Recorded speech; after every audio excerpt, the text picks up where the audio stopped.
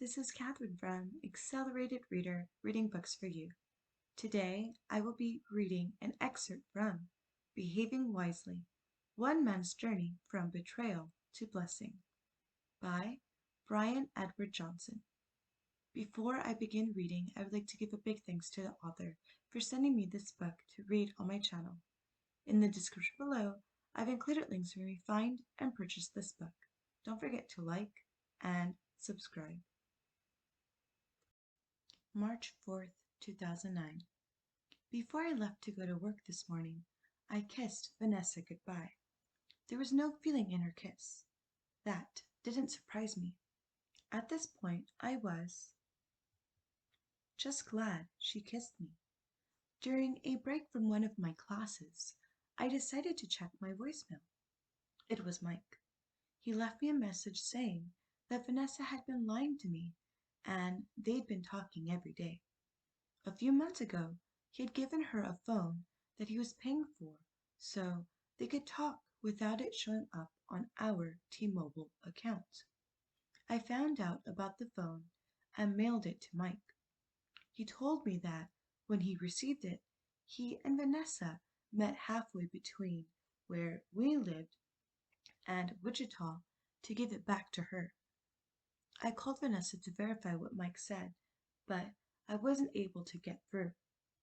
Later, she left me a message saying Mike followed her to Walmart.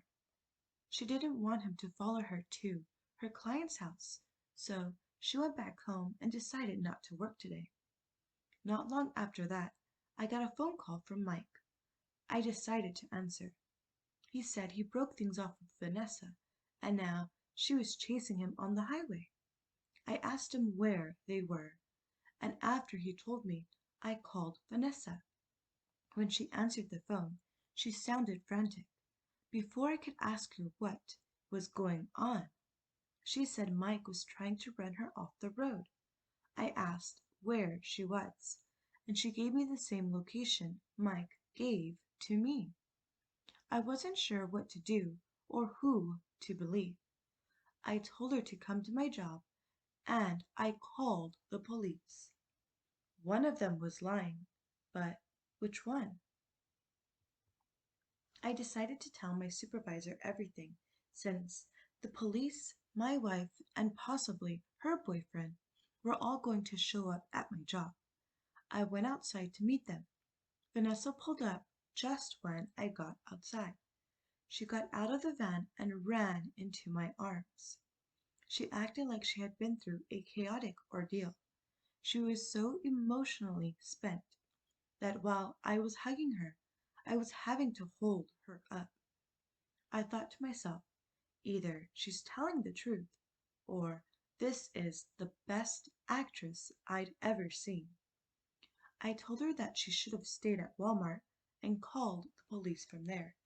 It was a public place, and he wouldn't do anything to her there. When the police came, we told him the whole story. He said she should have stayed at Walmart and called the police from there because it was a public place. Here we go again, someone telling her the same thing. He also told her she was lucky to have someone like me who would stick by her after what she did. I was surprised to hear that, but glad he said it. I took the rest of the day off. Vanessa and I went back home. When we got home, I asked her about the message Mike left me, and she denied the whole thing.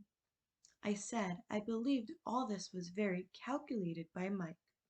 He sent me that message about the phone before the stuff on the highway was going on to put doubt in my mind and not believe my wife. I told her that I saw this as an answer to prayer. She was finally beginning to see the full ramifications of what she did and the potential danger. This incident had pulled her further away from him, but I didn't know if it had brought her closer to me. We went to file a restraining order against Mike. Neither one of us had ever done anything like that before, so we didn't know what we needed or what to expect.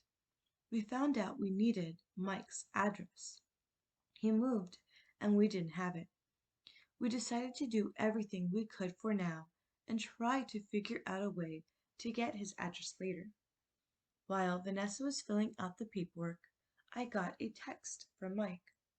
He left some keys in Vanessa's van and wanted them back. I said I'd mail them to him if he'd give me his address. He did. Praise and thank God. We added his address to the forms, and they were on their way. Thank you for listening. Don't forget to like and subscribe. In the description below, I've included links for me to find and purchase this book.